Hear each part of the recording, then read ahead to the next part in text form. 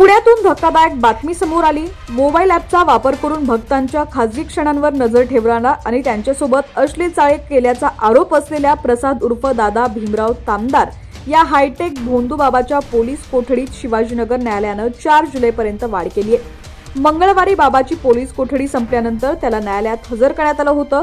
त्यावेळी पोलिसांनी केलेल्या विनंतीवरून ही वाढ करण्यात आली आहे। मात्र पोलिसांनी छापा टाकल्यावर अशा काही गोष्टी सापडल्यात की अनेकांना धक्का बसलाय।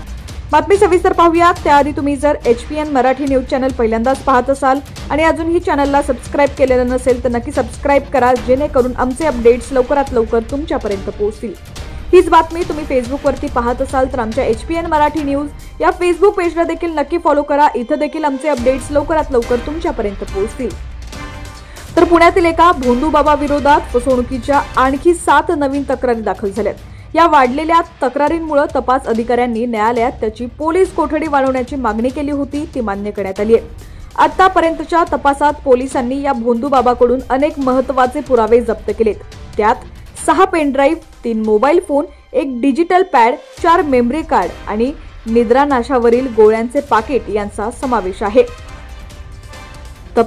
तपासात उघडकीस आलंय की या भोंदूबाबानं वापर करून भक्तांच्या खासगी क्षणांचं चित्रीकरण केलं होतं।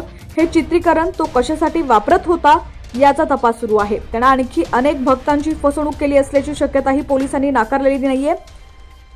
बामवडन पोलीस आता या प्रकरणाचा तपास अनेक महत्त्वपूर्ण अंगांनी करत आहेत।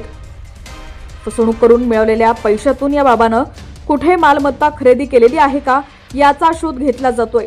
त्याचा आश्रम ज्या संस्थेच्या नावानं चालवला जातो ती संस्था कायदेशीर आहे की नाही याचीही चौकशी सुरू आहे। सर्वात महत्त्वाचं म्हणजे एका ॲपद्वारे चित्रीकरण केलेला डेटा त्यानं कुठे साठवून ठेवलाय आणि या ॲपचा ॲक्सेस अजून कुणाकडे आहे का याचीही सखोल तपास पोलीस करतायत। भोंदूबाबा भक्तांना गुंगीचा औषध देऊन अश्लील चाळीही करायचा।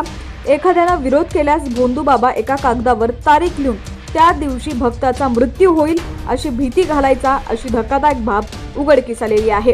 दरम्यान चित्रीकरण केलेल्या डेटाचा कुठे गैरवापर केलेला आहे का याचीही पडताळणी बावडन पोलिसांकडून केली जाते।